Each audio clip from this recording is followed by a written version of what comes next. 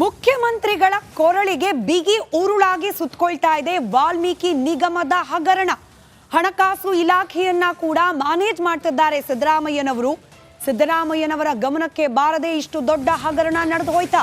Republic Kannada ಸತತವಾಗಿ ಇವತ್ತು ಬೆಳಗಿನಿಂದಲೂ ಕೂಡ ಈ ಪ್ರಶ್ನೆಯನ್ನ ಕೇಳ್ತಾ ಇದೆ. ಇನ್ಫ್ಯಾಕ್ಟ್ ಮುಖ್ಯಮಂತ್ರಿಗಳು ಸಮರ್ಥನೆ ಮಾಡ್ಕೊಂಡು ಮಾತನಾಡ್ಬಿಟ್ರು ಕೂಡ ತಮ್ಮ ಸಾಮಾಜಿಕ ಜಾಲತಾಣದಲ್ಲಿ ಪೋಸ್ಟ್ ಕೂಡ ಹಾಕಿದ್ರು.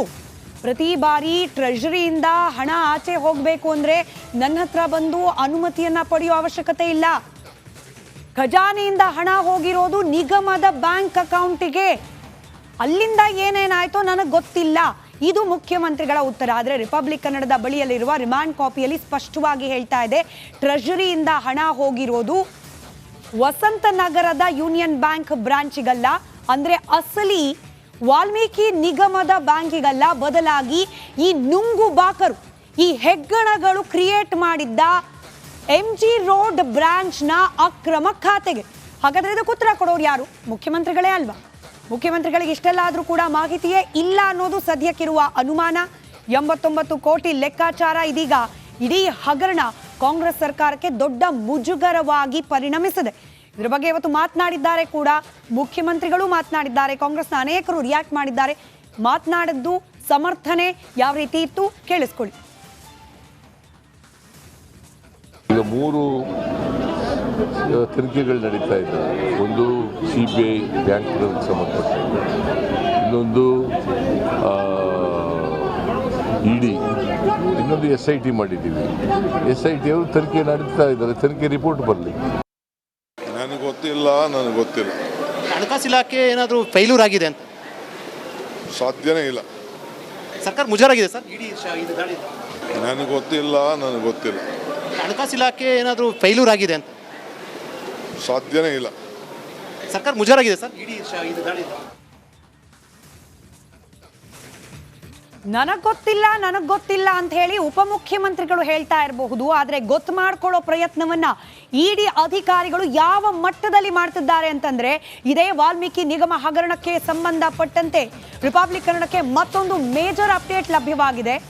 ನನಗೆ ಗೊತ್ತಿಲ್ಲ ಅಂದ DCM DK ಶಿವಕುಮಾರ್ ಅವರಿಗೆ ಗೊತ್ತಿರುವಂತಹ ಮಾಜಿ ಸಚಿವ ನಾಗೇಂದ್ರ ಅವರ ಆಪ್ತ ಹರೀಶ್ ಸೇರಿದಂತೆ ಇಬ್ಬರನ್ನ ED ಅಧಿಕಾರಿಗಳು ವಶಕ್ಕೆ ಪಡೆದಿದ್ದಾರೆ. ಹರೀಶ್ ಸೇರಿ ಇನ್ನಿಬ್ಬರನ್ನ ವಶಕ್ಕೆ ಪಡೆದಿದ್ದಾರೆ ED ಅಧಿಕಾರಿಗಳು. ಇದರ ಜೊತೆಗೆ ಸತತವಾಗಿ 33 ಗಂಟೆಗಳ ಕಾಲ ನಾಗೇಂದ್ರ ಅವರನ್ನ, ದದ್ದಲ್ ಅವರನ್ನ, ಅವರ ಆಪ್ತರನ್ನ ವಿಚಾರಣೆ ಮಾಡ್ತಲೇ ಇದ್ದಾರೆ. ಏನೆಲ್ಲ ಗೊತ್ತಿಲ್ಲ ಅನ್ನೋದಿದೆ ಈ ವಿಚಾರದಲ್ಲಿ, ಈ ಹಗರಣದಲ್ಲಿ, ಅದೆಲ್ಲವನ್ನ ಕೂಡ ಗೊತ್ತು ಮಾಡ್ಕೊಳ್ಳೋ ಪ್ರಯತ್ನವನ್ನ ಇದೀಗ ED ಅಧಿಕಾರಿಗಳು ಮಾಡ್ತಾ ಇದ್ದಾರೆ.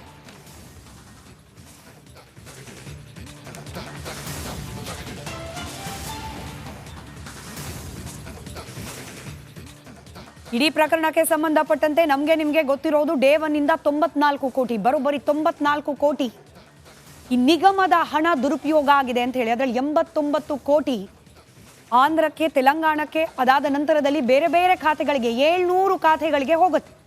ಯಾವಾಗ SIT ಅಧಿಕಾರಿಗಳು ಈ ಪ್ರಕರಣದ ತನಿಖೆಗೆ ಇಳಿತಾರೆ, ಒಂದಷ್ಟು ಹಣವನ್ನ ರೀಕವರ್ ಮಾಡಿಕೊಂಡಿದ್ದಾರೆ.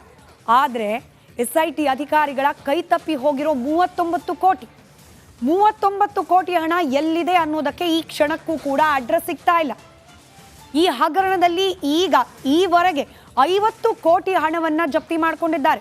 ಇದರಲ್ಲಿ ಸತ್ಯನಾರಾಯಣ್ ವರ್ಮ ಖರೀದಿ ಮಾಡಿದ ಲ್ಯಾಂಬೋರ್ಗಿನಿ ಕಾರು, ಇಲ್ಲಿನ ಬುಡಕಟ್ಟು ಜನರ ಅಭಿವೃದ್ಧಿಗೆ ಅಂತ ಬಳಕೆ ಆಗಬೇಕಾಗಿದ್ದ ದುಡ್ಡು ಅಲ್ಲೆಲ್ಲೋ ಪಕ್ಕದ ರಾಜ್ಯದಲ್ಲಿರ್ತಾ ಸತ್ಯನಾರಾಯಣ್ ವರ್ಮ ಅನ್ನೋ ಲ್ಯಾಂಬೋರ್ಗಿನಿ ಕಾರನ್ನು ತೆಗೆದುಕೊಂಡಿರ್ತಾನೆ. ಅದನ್ನು ಕೂಡ ರೀಸೇಲ್ ಮಾಡಿ ಅದರ ಹಣವನ್ನ ಕೂಡ ಜಪ್ತಿ ಮಾಡಿಕೊಂಡು, ಹಾಗೆ ಬೇರೆ ಬೇರೆ ಖಾತೆಗಳಿಗೆ ಹೋಗಿದ್ದ ಹಣವನ್ನ ಸೀಸ್ ಮಾಡಿ, ಹಾಗೆ ಫ್ರಾಡ್ ಅಕೌಂಟ್ಗಳಲ್ಲಿದ್ದಂತಹ ಹಣ, ಬ್ಯಾಂಕ್ನಲ್ಲಿದ್ದಂತಹ ಹಣ, ಇದೆಲ್ಲವನ್ನ ಕೂಡ ವಶಕ್ಕೆ ಪಡೆದಿರೋದು ಈವರೆಗೆ 50 ಕೋಟಿ ಮಾತ್ರ. ಇನ್ನು 20 ಕೋಟಿ ಮೌಲ್ಯದ ಆಸ್ತಿ ಪಾಸ್ತಿ ಹಾಗೆ ನಗದನ್ನ ಜಪ್ತಿ ಮಾಡಿದ್ದಾರೆ. ಬ್ಯಾಂಕ್ನಲ್ಲಿದ್ದ 30 ಕೋಟಿ ರೂಪಾಯಿ ಹಣವನ್ನ ಫ್ರೀಸ್ ಮಾಡಲಾಗಿದೆ. ಹಾಗಾದ್ರೆ ಇಷ್ಟೆಲ್ಲ ಆದ ನಂತರ ಉಳಿದ ದುಡ್ಡು ಎಲ್ಲಿ ಹೋಯ್ತು? 39 ಕೋಟಿ ಎಲ್ಲಿ ಹೋಯ್ತು? ಚಂದ್ರಶೇಖರನ್ ಅವರು ಆತ್ಮಹತ್ಯೆ ಮಾಡಿಕೊಂಡ ಮರುದಿನವೇ ರಿಪಬ್ಲಿಕ್ ಕನ್ನಡದ ಜೊತೆಯಲ್ಲಿ ಮಾತನಾಡುವಾಗ ಆಗ ಸಚಿವರಾಗಿದ್ದ ನಾಗೇಂದ್ರ ಅವರು ಹೇಳ್ತಾರೆ 24 ಅವರ್ಸ್, 24 ಗಂಟೆಯಲ್ಲಿ ವಾಪಸ್ ಬಂದ್ಬಿಡುತ್ತೆ ಅಂತ ಹೇಳಿ. 24 ದಿನಕ್ಕೂ ಅಧಿಕ ಸಮಯ ಆಗೋಯ್ತು. ಎಲ್ಲಿ ಹೋಯ್ತು ಹಣ? ತನಿಖಾ ತಂಡಕ್ಕೂ ಕೂಡ ಇನ್ನೂ ಈ ಹಣ ಸಿಗ್ತಾ ಇಲ್ಲ. ಎಲ್ಲಿ ಹೋಗಿದೆ ಅನ್ನೋದರ ಮಾಹಿತಿ ಇಲ್ಲ. ನಾಗೇಂದ್ರ ಮತ್ತು ಅವರ ಆಪ್ತರ ಕೈ ಸೇರಿದೆಯಾ ಹಣ ಅನ್ನೋದು ಸದ್ಯಕ್ಕಿರುವಂತಹ ನೇರ ಅನುಮಾನ. ಈ ಅನುಮಾನಕ್ಕೇನೆ ಉತ್ತರ ಕಂಡುಕೊಳ್ಳೋ ಪ್ರಯತ್ನವನ್ನ ಇವತ್ತು ಇಡಿ ಅಧಿಕಾರಿಗಳು ಮಾಡ್ತಾ ಇದ್ದಾರೆ. ಸತತವಾಗಿ 33 ಗಂಟೆಗಳಿಂದಲೂ ಕೂಡ ಇಂಚಿಂಚು ಮಾಹಿತಿಯನ್ನ ಕಲೆ ಹಾಕ್ತಿದ್ದಾರೆ. ಇನ್ಫ್ಯಾಕ್ಟ್ ರಿಪಬ್ಲಿಕ್ ಕನ್ನಡಕ್ಕೆ ಇಡಿ ಸೋರ್ಸ್ನಿಂದಲೇ ಲಭ್ಯವಾಗಿರುವ ಮಾಹಿತಿ